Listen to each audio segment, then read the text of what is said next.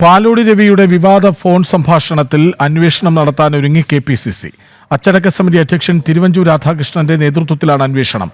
Phone സന്ദേശം ചോർന്നതിന് പിന്നിൽ വിഭാഗീയതയെന്നാണ് ആരോപണം. വേഗത്തിൽ അന്വേഷണം പൂർത്തിയാക്കി റിപ്പോർട്ട് നൽകാനും നിർദ്ദേശം നൽകി.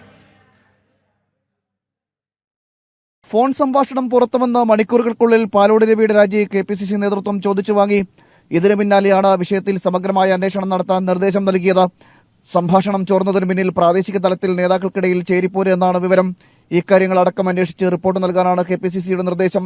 അച്ചടക്ക സമിതി അധ്യക്ഷനായ തിരുവഞ്ചൂർ രാധാകൃഷ്ണനെ വിഷയത്തിൽ അന്വേഷണം നടത്താൻ ചുമതലപ്പെടുത്തുകയും ചെയ്തു.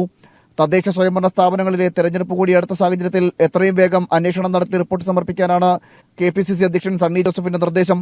അതേസമയം വിവാദ ഫോൺ സംഭാഷണത്തിൽ നീതിപൂർവകമായ അന്വേഷണം നടത്തുമെന്ന് അച്ചടക്ക സമിതി അധ്യക്ഷൻ തിരുവഞ്ചൂർ രാധാകൃഷ്ണൻ പ്രതികരിച്ചു.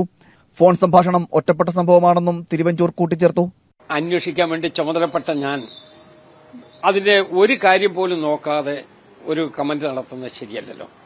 ഞാനപ്പോൾ പരിശോധിച്ചു. പക്ഷെ ഒരു കാര്യം ഉറപ്പാണ്, ഒരു നീതിബോധവും നീതിപൂർവമായിട്ടുള്ള തീരുമാനമേ ഉണ്ടാവൂ.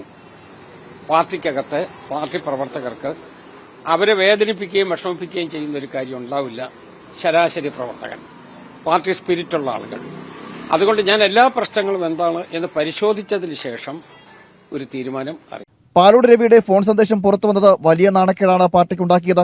ഫോൺ സംഭാഷണം റെക്കോർഡ് ചെയ്തതും പ്രചരിപ്പിച്ചതും ഒരാൾ മാത്രമല്ലെന്നും പിന്നിൽ നിരവധി പേരുണ്ടെന്നും പാലോടി രവി കഴിഞ്ഞ ദിവസം ആരോപിച്ചിരുന്നു.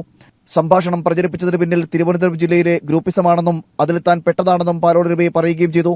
ഇതിന്റെ കൂടി പശ്ചാത്തലത്തിലാണ് അന്വേഷണം. വരാനിരിക്കുന്നത് തദ്ദേശ സ്വയംഭരണ സ്ഥാപനങ്ങളിലെ തെരഞ്ഞെടുപ്പാണ്. ഈ സാഹചര്യത്തിൽ വിഷയത്തിൽ പരസ്യ പ്രതികരണം നടത്തേണ്ടതില്ല എന്നും KPCC നേതൃത്വം നിർദ്ദേശിച്ചു. അതേസമയം പാലോടി രവിയെ അനുനയിപ്പിക്കാനുള്ള നീക്കങ്ങളും സജീവമാണ്. തന്റെ വാദങ്ങൾ മുഖവിലക്കെടുക്കാതെ രാജി ചോദിച്ചു വാങ്ങിയതിൽ പാലോടി രവിക്ക് കടുത്ത അതൃപ്തിയുള്ളതായാണ് വിവരം.